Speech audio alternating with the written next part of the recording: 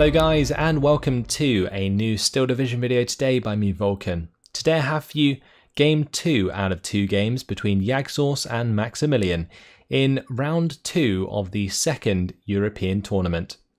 Today we are going to be seeing Odon, and on the Allied side Jagdsauce is using the 101st Airborne.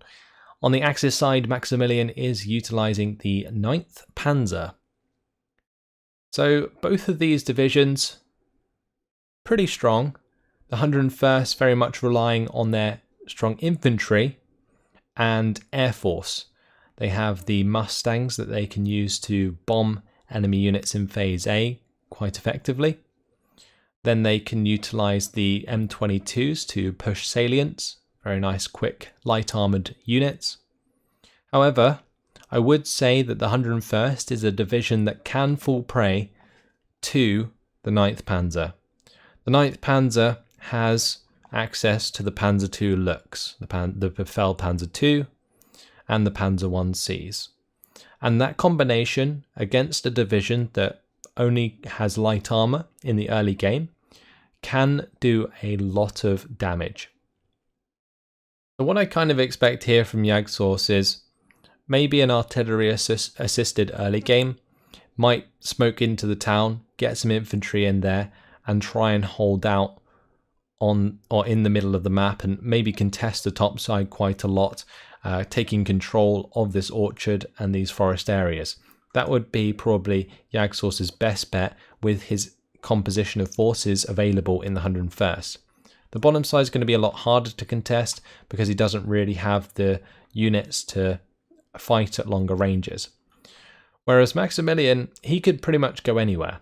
He has access to those 20mm autocannon tanks, and they can really just go where they please. As long as they keep out of range of bazookas, they can support infantry at any point in this map and do a lot of damage, because if a M22 Locust comes around the corner and it misses its first shot, then it's a lot more likely that the 20mm are going to win that engagement than the Locust. But we'll have to wait and see if that actually turns out to be the case.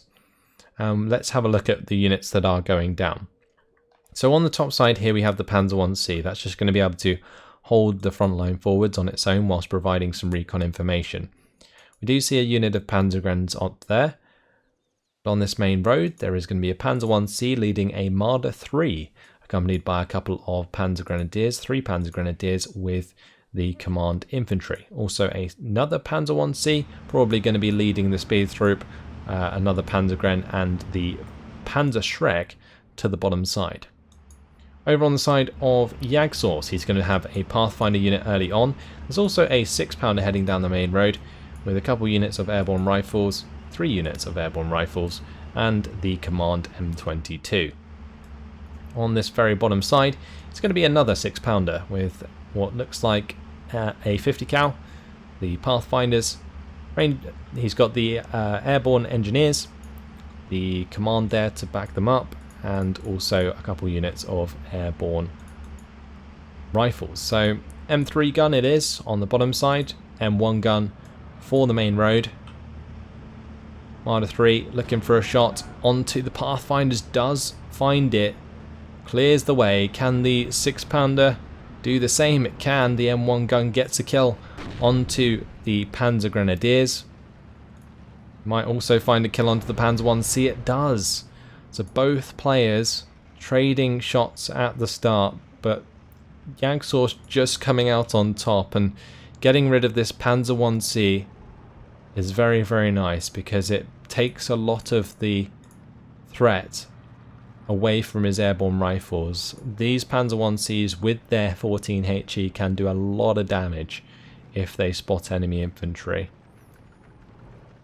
But it seems like on this top side, this Panzer 1C briefly spotted the airborne rifles, but if Jagdsauce keeps them in the orchard just behind, there's no real way that Panzer 1C will ever be a threat, because if it wants to drive into the orchard itself to find the airborne rifles, it will end up in range of the bazooka before it actually spots the squad. So that is something that Jagdsauce can do. Meanwhile on the bottom side though, Speed Troop are going to be moving forward slowly but surely. The main thing that I am surprised about, though, is that we haven't seen a Panzer II looks yet. Those looks are just the be-all and end-all, really, of the Phase A of the 9th Panzer. It's kind of a crime not to utilize them. I think when they were introduced to the game, I was really, really happy. Like, that kind of Blitzkrieg style gameplay was really enabled with the 9th Panzer, and it's something that they do have to take advantage of if they want to be successful. You can't be particularly slow with the 9th Panzer, because moving into Phase C, all you have access to is Tigers, whereas other divisions have access to Panthers, and that is a huge difference because Tigers are a lot easier to kill than Panthers. Panzer 1C though, chunking these airborne rifles. You did just see there how much damage these Panzer 1Cs can do, but the M3 gun cleaning up that half track does reveal its position and sort of deter Maximillion from pushing on the bottom side. We'll have to invest in a mortar carrier if he wants to make any ground down there from now on. Panzer Grenadiers standing off against airborne rifles at the moment, opposite side of the tree line. If they do get into a close range engagement, the airborne rifles will win out. They have 11 HE at close range compared to the Panzer Grenadiers 5, so that is a very significant difference. New AT gun has been brought in on this bottom side though, and an M22 to assist. So far, I would say that Jagdsauce is in a bit of a better position here because he has full control over the top side quite easily. Panzer Grenadiers which try and push into the airborne rifles will be cut down. He also has a nice defense here, stopping any units aggressively pushing in the mid, especially if Maximillion is not going to utilize a mortar carrier. And on the bottom side, he also has a nice position, utilizing these forest areas. It's just up to Maximillion really to choose where he wants to use the mortar, which looks to be on this bottom side, and where he wants to utilize Panzer II looks. But so far we still haven't seen one. M22 has come round on this top side. Panzer 1Cs don't quite have the AP value to kill an M22 at close range, and you can see it is suffering because of that, and only a matter of time until the kill occurs and the Panzer 1 has gone down. These Panzer Grenadiers are retreating. The airborne rifles push them out, and that has given a +1 to Jagdsauce in this game. These Panzer Grenadiers, they took one step too far. The airborne rifles going to be hitting them. Marder 3 though. Response on the top side. Might be able to hit this M22 at max range, and actually does. I think it was very, very lucky there for that first shot to actually hit the mark, but Jagdsauce does manage to recover the M22 just in time. And what that means is he can kind of dance around this tree line to remain out of line of sight of the Marder. Now the Marder in the mid. Has that found a shot onto the M22, or is that a shot onto this bottom side? It looks like a shot onto the bottom side there. A couple of kills traded though. Panzer 1C goes down for Jagdsauce. Oh, for the M3 gun. The M3 gun kills the Panzer 1C. It's also got shot onto this half track though. And if the M3 gun scores a kill onto that half track, that would be absolutely awful for Maximillion, because it takes away the counter to the AT gun. So the AT gun killed the counter. That is really, really tough. We do see that the M22 did die down here to the Panzerschreck. This M3 gun's now found itself into range of the Marder 3. It's getting shots off, and that is 2 front armor. That Marder 3 has to be very, very careful with what it's doing.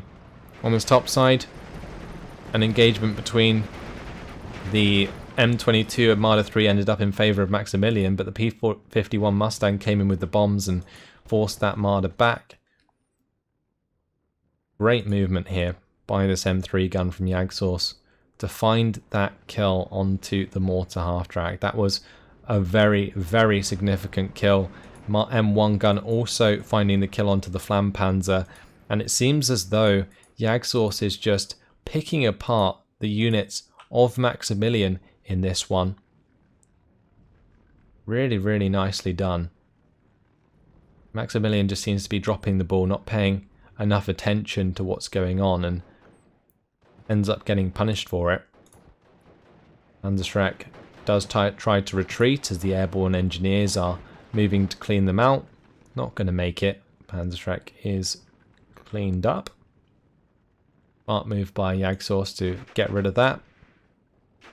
Speed Troop are actually going to reveal themselves as they come into range with their machine gun, but that is going to allow the 50 cal to open up and do a lot of damage there. Look how much damage that 50 cal is doing.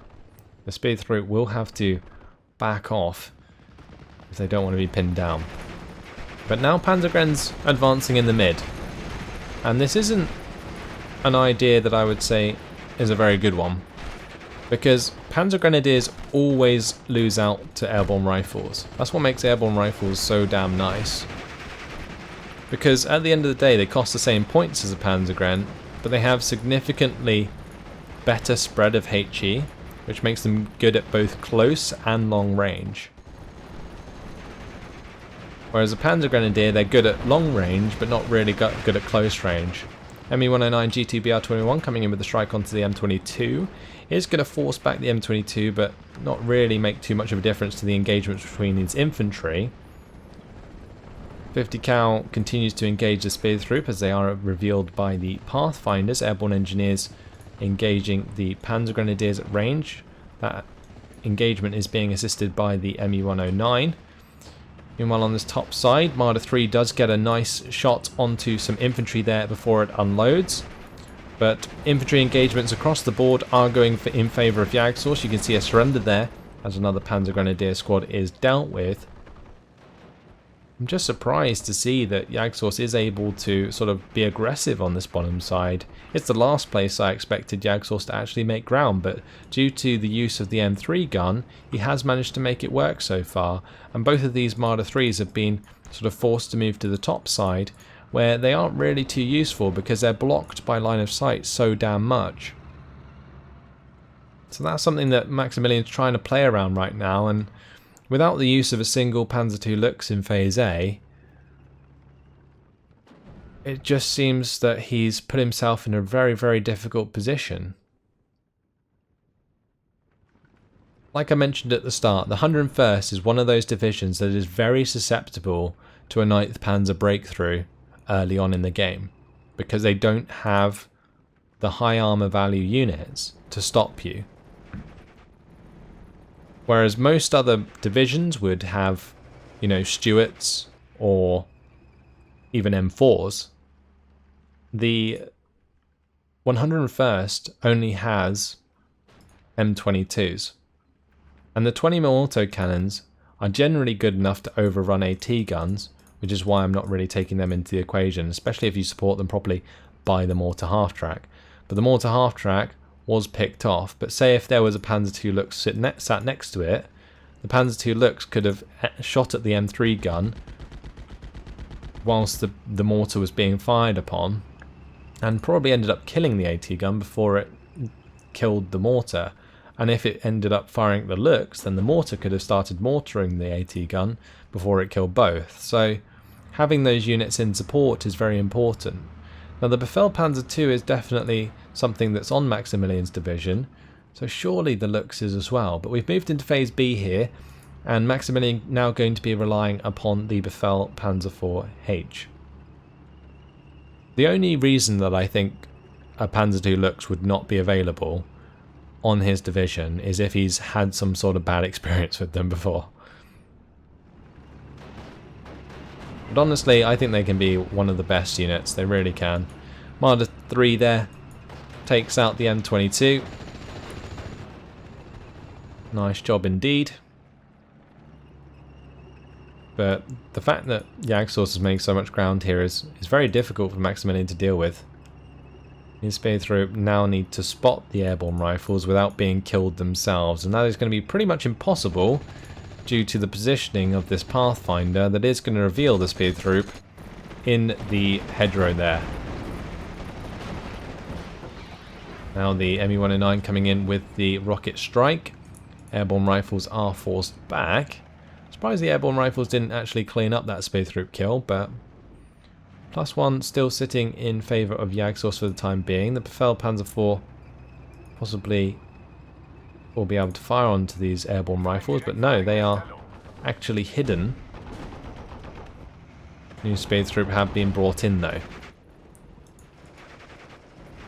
So M22s, they are trying to probe on this top side.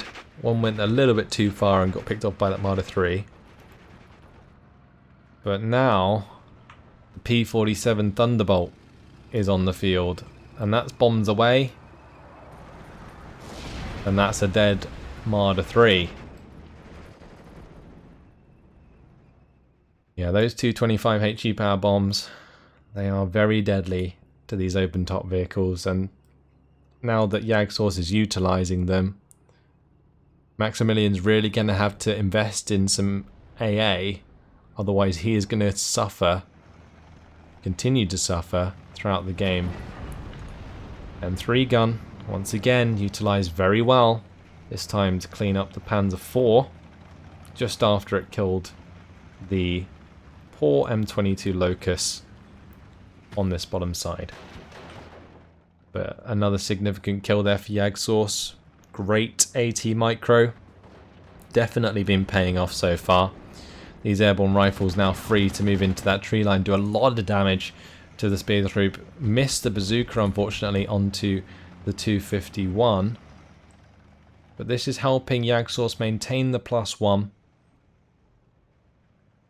But I don't think it's going to be long until we see this Marder 3 go down. Mustang coming in with a Boeing strike onto the Panzer Grenadiers. They are spotted by the Pathfinder here.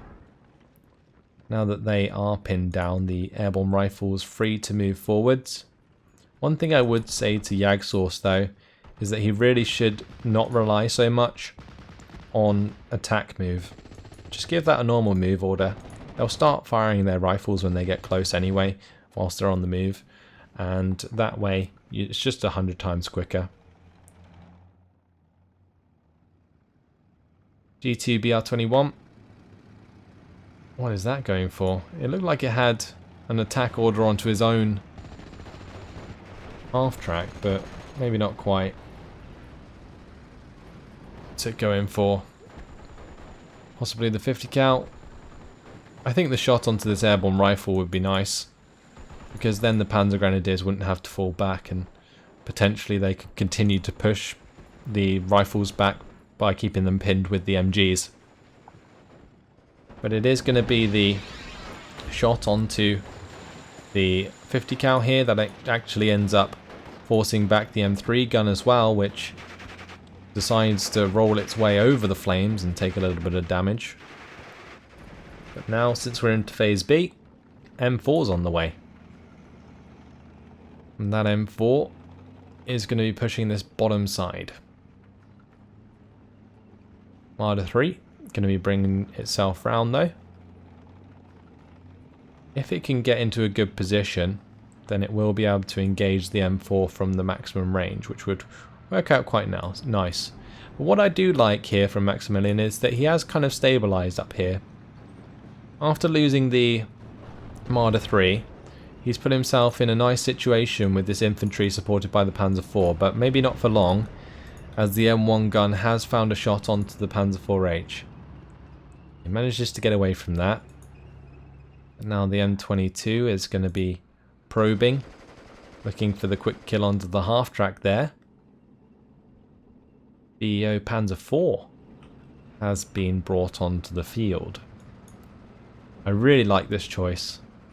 Knowing that Maximillion's going to be up against a lot of infantry, bringing in an off-map tank is actually perfect, because not only can it pin down the infantry with the off-map, but then it can push on them itself as a very hard target to get rid of.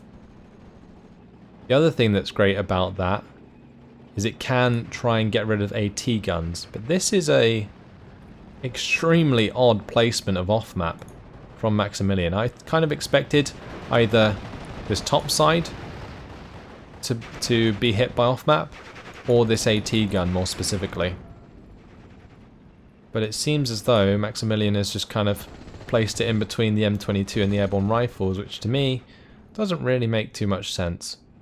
Focke-Wulf 190 trying to kill off the Mustang there. P-47 Thunderbolt has been brought into dogfight, but Jagdsauce going to have to be very careful with committing a Thunderbolt bomber to a dogfight with a Focke-Wulf 190, because the Focke-Wulf 190 has a significantly faster turning circle than a P-47 Thunderbolt. But with 2 Thunderbolts on the field, it may fall in favour of Jagdsauce. It depends on the micro of this Focke-Wulf. I think the Focke-Wulf's going to be out of range now. Thunderbolts are faster than Focke-Wulfs, and Jagdsauce gets away with that, even though Maximillion did invest in this Flak 36 to push that in his favour. Now, only one set of bombs did come down, which means the other one will be reloaded very shortly. But the BEO Panzer IV starting to fall back. Me-109 G2BR-21 coming in with the rocket strike onto the M4DD, and what I do like about Jagdsauce's play here is he's getting very aggressive with these M4s, but a lovely kill from the M1 gun onto the Panzer IV. This M1 gun was not dealt with, and that is absolutely brutal. Now Maximillion running with just one Panzer IV and the Marder 3 on this bottom side. It looks like the Marder 3 possibly dealt with the Sherman. See if we can find ourselves a wreck. Possibly not. I think maybe the one from the bottom side just came up to the mid here to join a second M4 in a push on the town, which is absolutely fine. I mean, it's currently only a +1 for Jagdsauce, but he's holding very well up here. M1 gun does find the shot onto the Panzer II. Half track also goes down. Pak 40 trying to reply with the shot onto the M1 gun, but the P-47 Thunderbolt coming in with the bombs onto that Pak 40 should delete it. Speedthroop are going to be forced back as well. Focke-Wulf 190 comes in for the kill. Will it be able to? Does depend on how that turns. But Maximillion's actually going to surrender. And after 19 minutes and 38 seconds, Jagdsauce is victorious. So I'm not sure if I entirely agree with the surrender there. At the end of the day, the conquest points were still close. And the 101st does get weaker the longer you go into the game, because what generally happens is the elite infantry and the availability of the infantry does wane, because they take more and more damage and squads go down one by one, and then you're left without any airborne engineers or any airborne rifles. But I guess at this point, like 20 minutes in, Jagdsauce still had a lot of those airborne rifles on the field, or probably still available. So that does maybe warrant a surrender, but I felt like if the 9th Panzer continues to bring in Panzer IV Js, for example, it's just something that's harder and harder for the 101st to deal with, because they have limited amount of AT. It's just that that AT was not dealt with properly. The M1 guns found plenty of kills. The M3 gun on the bottom side, what an absolute hero, took out the one mortar carrier that Maximillion had to counter early on. And Jagdsauce's micro of that AT was really, really nice. It wasn't punished, so it made it all that much better. But in the end, 1,440 kills to 545 losses for Jagdsauce. Lovely kill death. In terms of overall kills, again, AT guns got the job done. M1 gun killed Panzer IV, killed the BEO Panzer IV-H as well. Took out the Flam Panzer, took out a Panzer 1C. That was the one in the mid. Then on the bottom side, this M3 gun took out Panzer 1C and the Befehl Panzer IV. Not really a kill you should see with an M3 gun.